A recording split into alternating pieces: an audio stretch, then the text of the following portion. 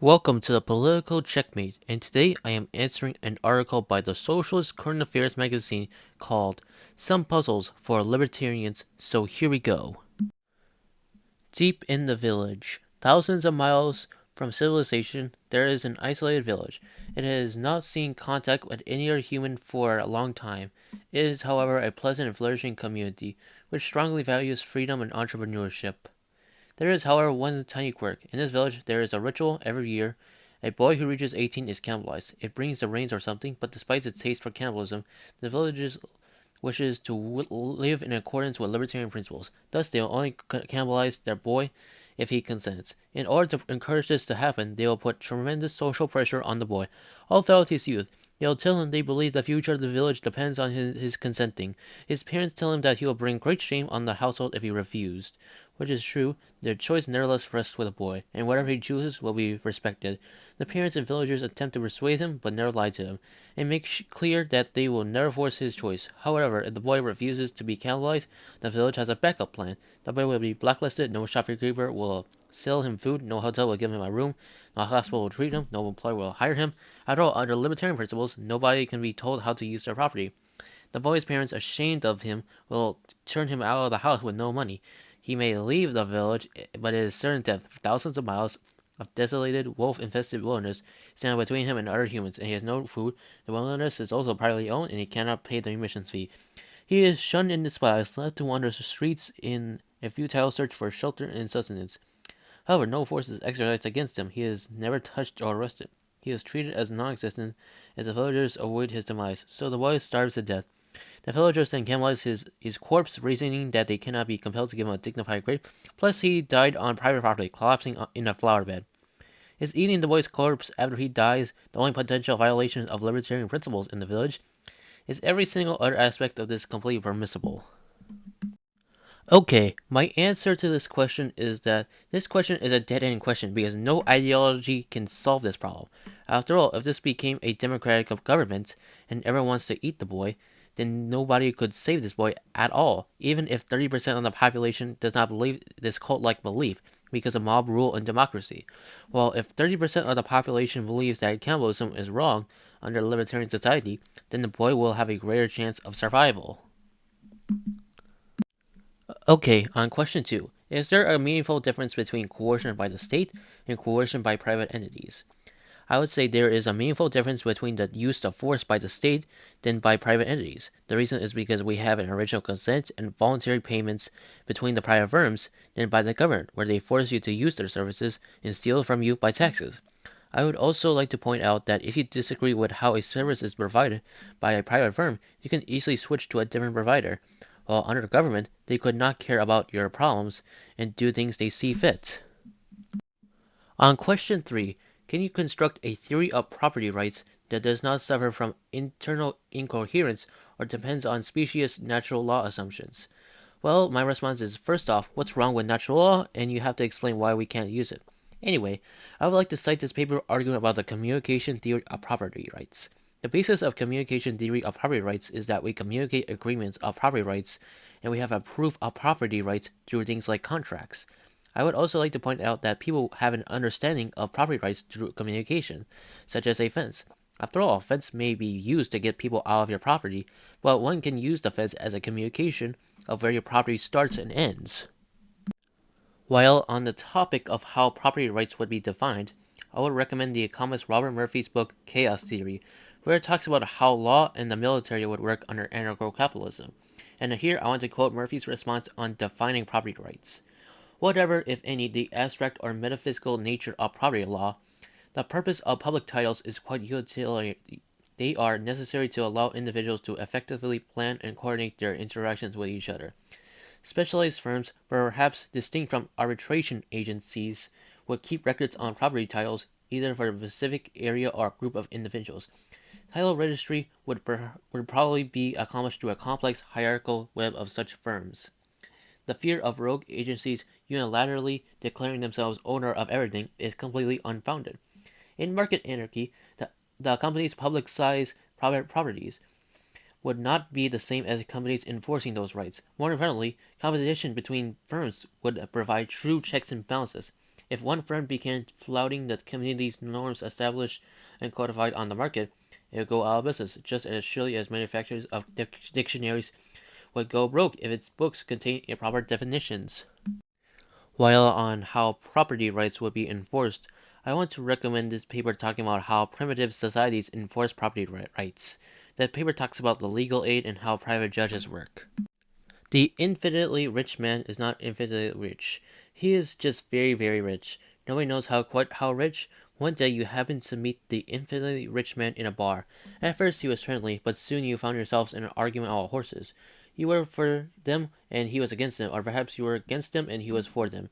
You don't actually remember how it went. As you parted ways, you expected to never see the infinitely rich man again. Little did you know, the infinitely rich man now despises you. His sole desire on earth is to see you unhappy.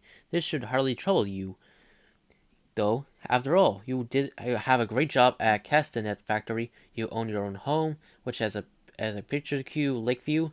You have a wife whom you love and who loves you. You have a prized possession, your 1972 Botanic Lemons. You don't have much spare cash, but this never bothers you because of your stable job.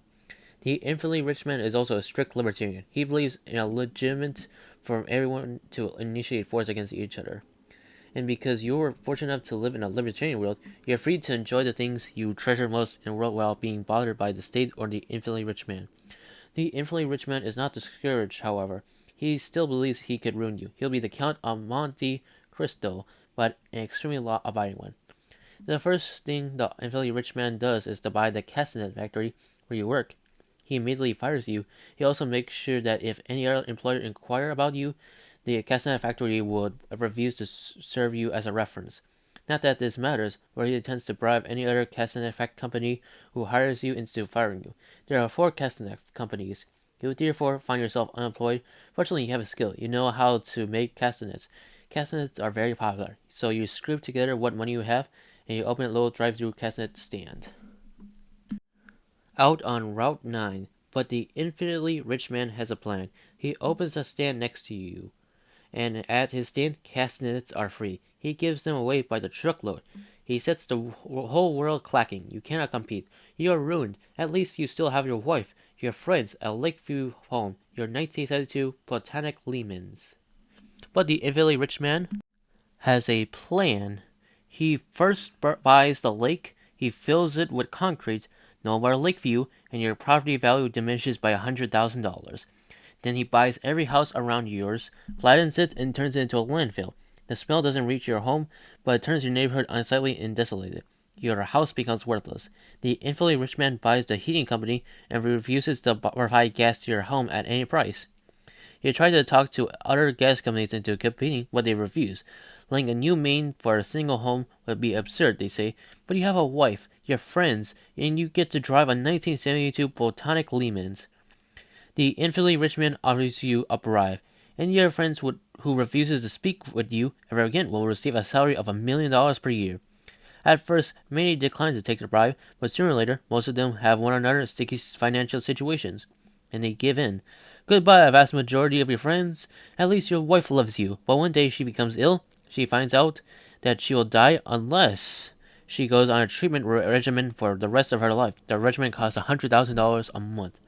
The infinitely rich man pops up and offers to pay. The one condition is that she divorces you, cut contract, and never speak with you again. As soon as she breaks the agreement, he will cease to pay for the treatment. You love your wife, but you do not want her to die. You both agree that it's better that she should accept. At least you can drive your 1972 Botanic Lemon. Oh, but wait, the infinitely rich man invests heavily in electric energy. Slowly he makes gasoline power transit obsolete. He buys the oil companies, burns the gasoline, and converts every gas pump to a charging station. You can only drive your Lemons short distance using some of your last gallons of available petrol, which you order from the internet. That is, if the infinitely rich man didn't outbid you. They don't want the Botanic Lemons anymore. Parts therefore only exist only in small quantities. The rich man buys all existing Lehman's parts. The moment it breaks, you're out of luck.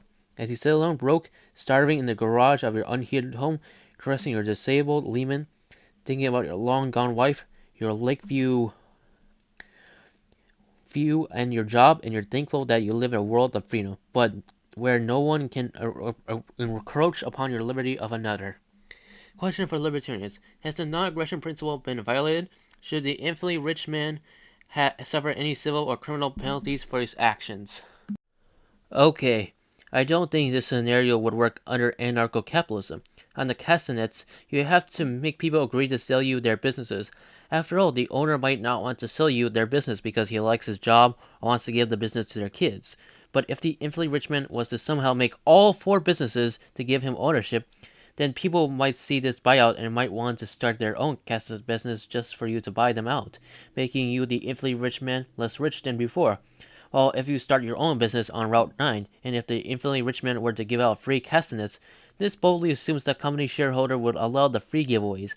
If the shareholders somehow agree to the giveaway, you can either do something else, such as learning a new skill, or making unique handmade items to sell.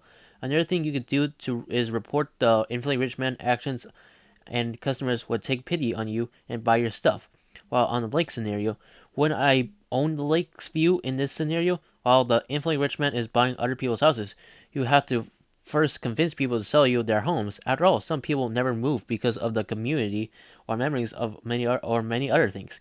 If they did convince these people, it would take time for people to move. You can try to sell your property immediately, and people would buy your house, hoping the rich man will buy it, since he is buying other people's houses. On heating my home, I would find alternatives for heating the house with new machines that don't use gas. I would also find different ways to power my house, such as solar panels or windmills. While with the friends, they will probably not accept the bribe because people have values that they care more about than money. After all, how come atheists don't just take a religious organization's money to preach about God? Or how come current affairs workers don't work for Reason magazine? Could it be because they have a value over other things like money? While for my wife, we can go to a charity hospital or for treatment. In the car scenario, it would take time to transition to electrical energy, so I would sell the car to a car collector or someone willing to buy my car and buy an electric car. Finally, I want to look at current affairs' answers to the questions for libertarians. Number 1. Yes, because libertarian principles are psychopathic. Every other aspect of this is permissible under a libertarian framework. My response is simply, how would any framework solve this problem? Because democracy can't solve this problem. Number 2. No, of course there isn't. It is mystifying that libertarians refuse to recognize the totalitarian nature of capitalism. Well, my response is, libertarians are not denying that totalitarianism can happen under capitalism. We believe that capitalism is a better way of fighting against totalitarianism compared to a tyrannical government, where you have low chances of fighting back. Number 3, no you can't. My response is, I have already shown how it can build a theory of property rights and how it can possibly work in practice. Number 4, no it hasn't, and of course he should. But he can't be under a libertarian framework because, again, libertarianism is psychopathic. My question for you is, how would any system solve this problem? And I have shown why this scenario would likely not happen in anarcho-capitalism. This is the end of the video. Thank you for watching, and please donate to my Patreon so I can make more videos and have your video requests checkmated. And thanks for watching, and have a nice day.